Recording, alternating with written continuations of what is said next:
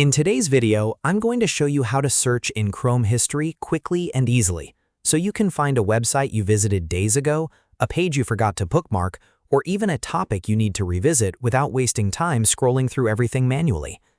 This is a super simple Chrome trick, but it can save you a lot of frustration when you need to get back to something fast. If this video helps, make sure to hit the like button and subscribe for more quick browser tutorials. Alright, let's jump in. First, open Google Chrome on your computer. Once Chrome is open, you're going to access your browsing history. If you're on Windows, press Ctrl and H at the same time. If you're on a Mac, press Command and Y.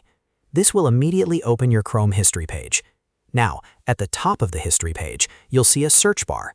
This is the key part of the process, because instead of scrolling through every single site you visited, you can search for exactly what you need.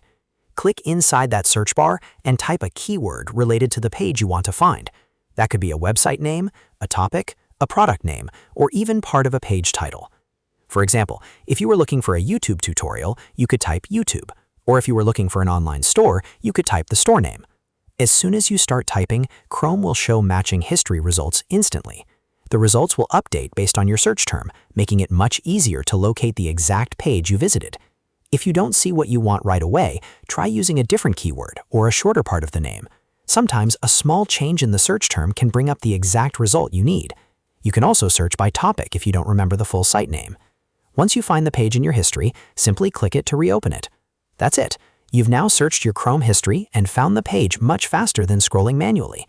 This is especially helpful if you regularly visit a lot of websites and need a quicker way to get back to important pages. If this tutorial was useful, don't forget to like this video and subscribe to the channel for more easy tech tips and browser shortcuts. Thanks for watching, and I'll see you in the next one.